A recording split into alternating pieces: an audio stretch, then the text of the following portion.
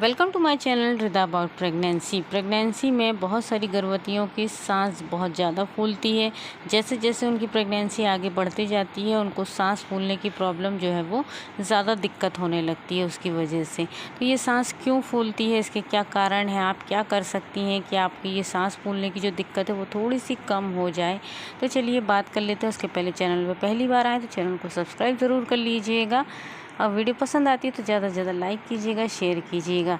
जैसे ही आपकी pregnancy 3rd month तक पहुंचती है उस टाइम तक आपको कोई भी दिक्कत नहीं होती है। अगर उल्टी वगैरह हो रही होती है तो वो कोई बहुत ज़्यादा बड़ा मसला नहीं है। ये प्रेगनेंसी में होता है हार्मोन्स चेंज की वजह से।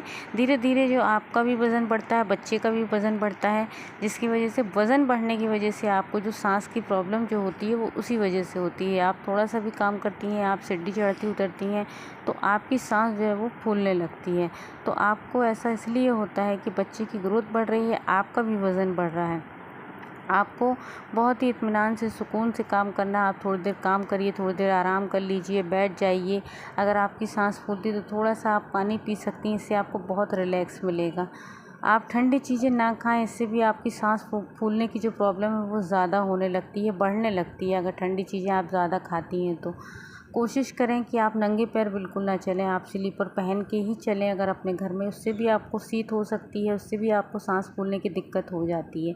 कुछ गर्भवती महिलाएं जो है वो पेंसिल, छुई, मिट्टी ये सब खाती हैं प्रेगनेंसी में, उससे भी सांस फूलने की दिक्कत होती है। नॉर्मल भी अगर आप खाती हैं प्रेगनेंसी के बिना भी तब भी आपको ये दिक्कत हो सकती है। अगर आपको बहुत ज़्यादा दिक्कत है, ख़ास तौर से ये दिक्कत आपको 8वें 9वें महीने में होती है क्योंकि आपका पेट बहुत ज़्यादा बढ़ जाता है। एकदम बच्चा अगर ऊपर की तरफ रहता है तो ज़्यादा और ज़्यादा दिक्कत होती है।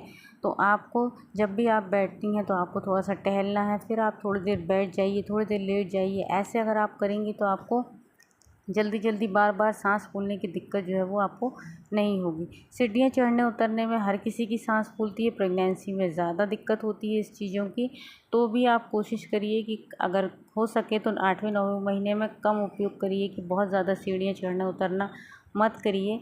लेकिन ये ऐसा होता है कि बच्चे का भी वज़न बढ़ता है, आपका भी वज़न बढ़ता है, तो ऐसी दिक्कत प्रेगनेंसी में नॉर्मल होती है। कभी कभी रात में बहुत ज़्यादा दिक्कत होने लगती है, कभी आप काम करती हैं जब दिक्कत होती है। तो ये सारी दिक्कतें प्रेगनेंसी में आती हैं। ख़ास तौर से जिसका वेट ज़्यादा बढ़ता है उसको बहुत ज़्यादा दिक्कत आती है, जिसका वेट नहीं बढ़ता उसको थोड़ी सी कम दिक्कत आती है।